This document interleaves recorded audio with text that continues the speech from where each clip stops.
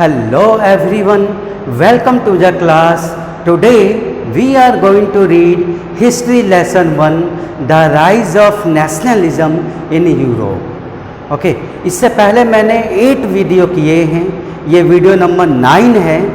Okay और मैं उम्मीद करता हूँ कि मेरा 8वां वीडियो आपने देखे होंगे और उसे लाइक भी किए होंगे. ये वीडियो नंबर 9 है. वीडियो नंबर 9 में मैं आपको रोल ऑफ लैंग्वेज के बारे में बताऊंगा कि how did language play an important role in creating the feeling of nationalism among people. Language मतलब जो लैंग्वेज हम बोलते हैं, ठीक है. जैसे हम हिंदी बोलते हैं, कोई इंग्लिश बोलता है, कोई पंजाबी बोलता है, ठीक है. Different types of language are spoken by different people. Okay तो लैंग्वेज ने किस तरह नेशनलिज्म की फीलिंग को ब्रॉड किया यूरोप में. तो इस टॉपिक में हम स्पेशल रेफरेंस टू पोलैंड के बारे में पढ़ेंगे कि पोलैंड में किस प्रकार रिवॉल्यूशन हुआ लैंग्वेज के नाम पर, ठीक है, और किस लिए अंत में उन्हें उनकी लैंग्वेज को रिकॉग्निशन मिला. ठीक है, तो लैंग्वेज ने कैसे रोल प्ले किया.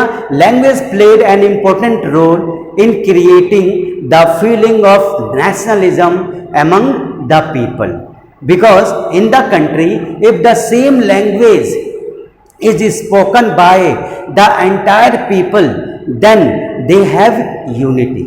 अगर एक लैंग्वेज में अगर सभी लोग एक ही लैंग्वेज बोलते हैं तो उनमें क्या है, सेंस ऑफ ब्रदरहुड डेवलप हो जाएगा, आपस में भाईचारा की फीलिंग आ जाएगी और उन्हें लगेगा कि हम सब क्या है, एक समान है. ठीक है, तो प्रॉब्लम उनमें नहीं आएगी. समझ गए बेटा. तो ऐसे ही यहाँ पोलैंड के बारे में हम बताएंगे कि after the treaty of Veena के बाद पोलैंड के ऊपर किसका कंट्रोल हो गया, रशियन गवर्नमेंट का कंट्रोल हो गया. ठीक है, क्योंकि पोलैंड को पहले नेपोलियन ने विन किया था. ठीक है, ट्रीटी ऑफ वीना हुई.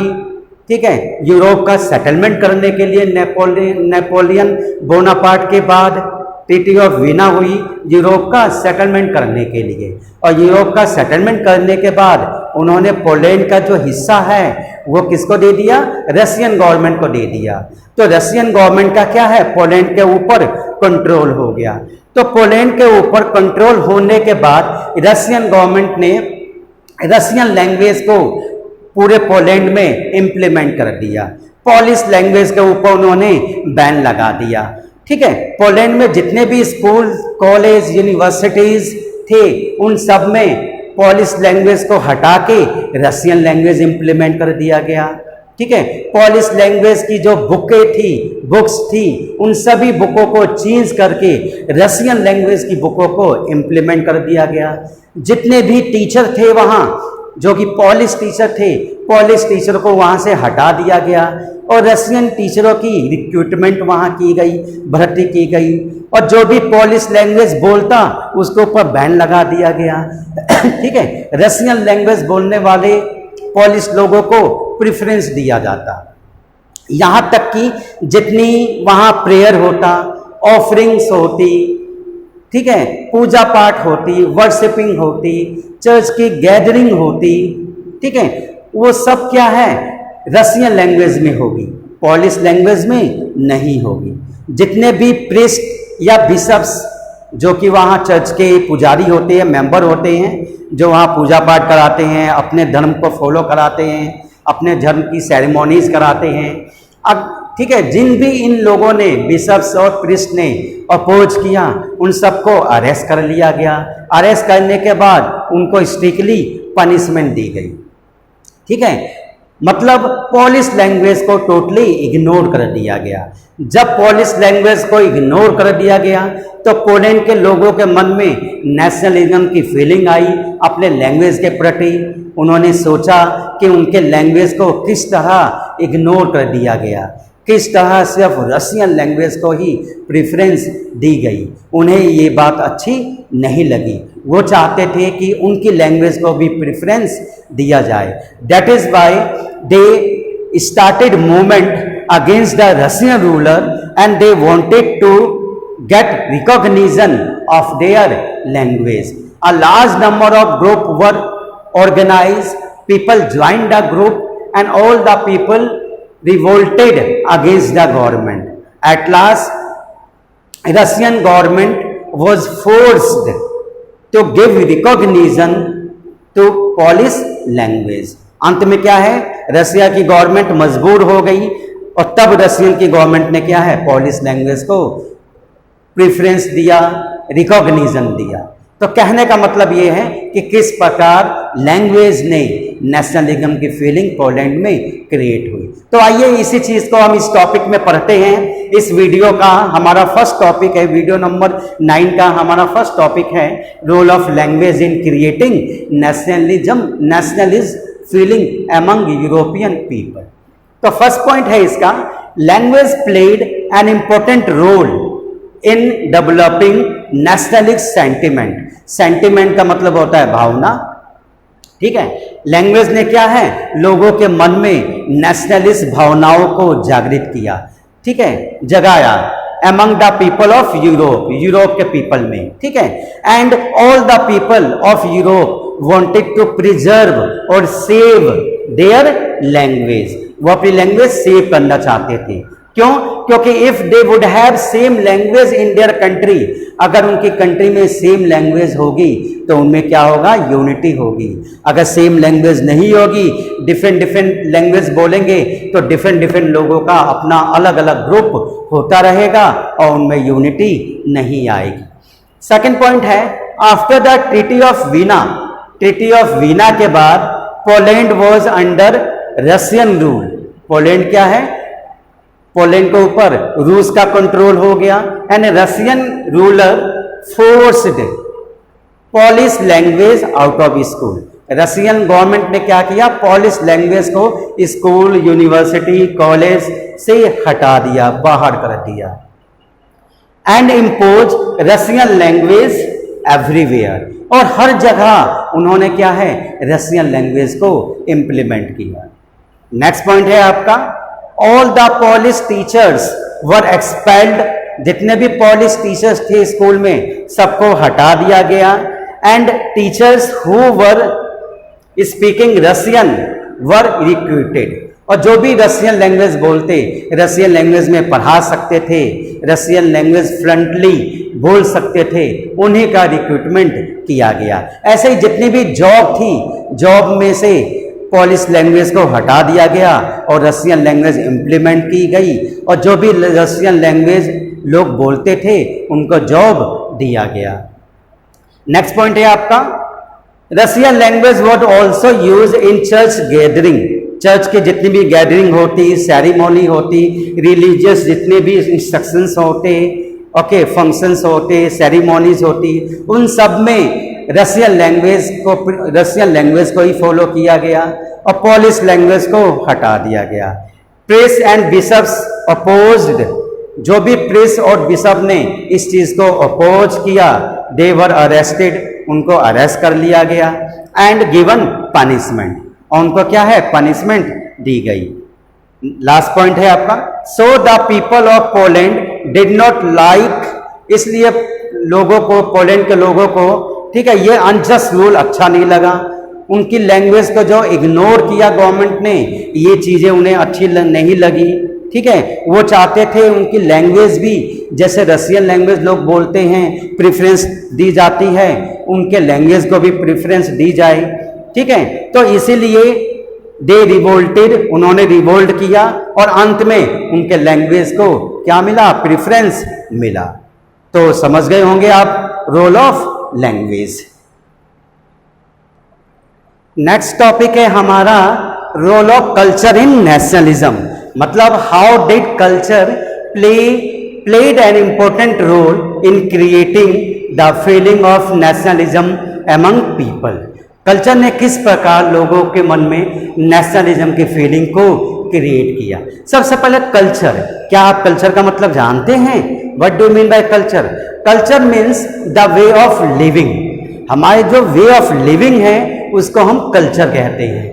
वे ऑफ लिविंग में हमारी ड्रेस, यूनिफॉर्म, क्या खाते हैं क्या नहीं खाते, क्या पहनते हैं क्या नहीं पहनते, क्या सुनते हैं कौन सी फिल्म देखते हैं, कौन सी पिक्चर देखते हैं, मतलब जो भी हम एक्टिविटीज करते हैं, जो भी एक्टिविटीज से हम इंस्पायर होते हैं, जो भी एक्टिविटीज लाइफ में हम करना चाहते हैं, वो सारी एक्टिविटीज हमारी कल्चर में आती है। तो अब हम बताएंगे कि कल्चर ने किस प्रकार नेशनलिज्म की फीलिंग को क्रिएट किया। ठीक है, तो कल्चर ने क्रिएट किया। तो फर्स्ट पॉइंट है इसका, culture played an important role in creating the idea of nation. Culture ने क्या है, आइडिया ऑफ नेशन को की फीलिंग को क्रिएट किया। कल्चर के थ्रू लोगों के मन में नेशनलिज्म आई। कल्चर के थ्रू कल्चर को लोगों ने पहचाना, अपने कल्चर को लोगों ने पहचाना, देखा, सुना। ठीक है, इसके माध्यम से ही लोगों में एकता आई और लोगों के मन में नेशनलिज्म की फीलिंग आई और लोगों ने रिवोल्ट किया। ठीक है, culture played an important role in creating the idea of nation. Arts मतलब जो भी हम आर्ट बनाते हैं, पेंटिंग जैसे, पोएट्री जो पोएम होती है, स्टोरीज कहानी, म्यूजिक गाने, ठीक है, etcetera, that shaped nationalist feeling. इन सब ने क्या है, हमारी नेशनलिस्ट फीलिंग को इंक्रीज किया, नेशनलिज्म की फीलिंग को हमारे मनों में फिल किया। नेक्स्ट पॉइंट है आपका, romantic artist and poet. Romantic artist और जो पोएट थे, ठीक है, उन्होंने क्रिटिसाइज किया, मतलब आलोचना की, बुराई की। किसकी बुराई की? The glorification of reason and science. Reason and science की बुराई की। क्यों? क्योंकि रीजन और साइंस से ही नेशनलिज्म की फीलिंग हमारे मन में नहीं आ सकती। ठीक है, तो इसीलिए उन्होंने रीजन एंड साइंस की ग्लोरिफिकेशन की, बुराई की, क्रिटिसिज्म किया और फोकस किया उन्होंने। किसके ऊपर फोकस किया? To raise imagination.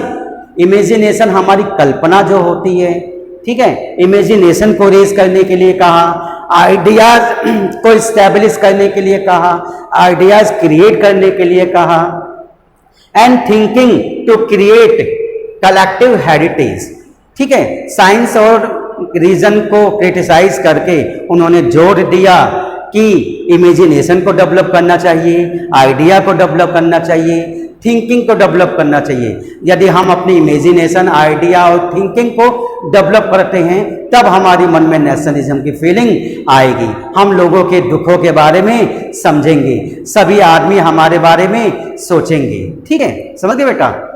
Next point है आपका, other romantist such as German philosopher. जो अदर रोमांटिस्ट फिलोसोफर थे, ठीक है, जर्मनी के, जिसका नाम बताया गया है जोहान गॉटफ्राइड हर्डर।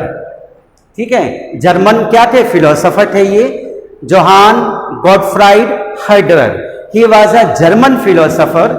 ओके, उन्होंने क्या क्लेम किया? उन्होंने क्लेम किया German culture was to be discovered by das Volk. Das Volk के द्वारा, जो डास वोल्क मतलब जो उनका सॉन्ग्स है, डांस है, लोगों का, उनकी कंट्री का जो सॉन्ग है, डांस है, पेंटिंग है, उसको क्या कहते हैं? डास वोल्क। तो डास वोल्क के द्वारा, ठीक है, जो जोहान गॉटफ्राइड हर्डर थे, वो जानते थे कि जर्मनी के कल्चर को हम प्रिजर्व कर सकते हैं, जर्मनी के लोगों में नेशनलिज्म की फीलिंग आ सकती है। किसके द्वारा? डास वोल्क के द्वारा। नेक्स्ट पॉइंट है आपका फोर्थ, कैरोल कुरपिंस्की। ये भी फिलोसोफर है एक, कैरोल कुरपिंस्की। ठीक है, ये भी फिलोसोफर है। Celebrated national struggle. उन्होंने क्या है? नेशनल स्ट्रगल को सेलिब्रेट किया। किसके through? Through operas and music and folk dance. मतलब कैरोल कुरपिंस्की ने नेशनल स्ट्रगल को सेलिब्रेट किया ओपराज और म्यूजिक के द्वारा, फोल्क डांस के द्वारा। क्लियर बेटा, समझ आ गया? नेक्स्ट है 5, many pictures, films, songs were compose to create nationalist feeling among people. तो समझ गए? तो डिफरेंट, जैसे हमारी कंट्री में भी पैट्रियोटिक सॉन्ग्स बनाए गए, देशभक्ति गाने बनाए गए, नेशनल एंथम बनाया गया, नेशनल फ्लैग बनाया गया। ठीक है, वंदे मातरम जो है इसको लिखा गया। ठीक है, इसको गाया गया, जहां पर भी मीटिंग होती वहां पर गाया गया इसको। तो इस प्रकार हमारे मन में नेशनलिज्म की फीलिंग आई। तो इस प्रकार कल्चर से नेशनलिज्म की फीलिंग क्रिएट की जा सकती है। तो इस वीडियो में हमने आपको रोल ऑफ लैंग्वेज और रोल ऑफ कल्चर के बारे में बताया कि रोल ऑफ लैंग्वेज ने, रोल ऑफ कल्चर ने किस तरह नेशनलिज्म की फीलिंग क्रिएट की। ठीक है, आई होप ये दोनों पॉइंट आपके समझ में आ गया होगा। Thank you.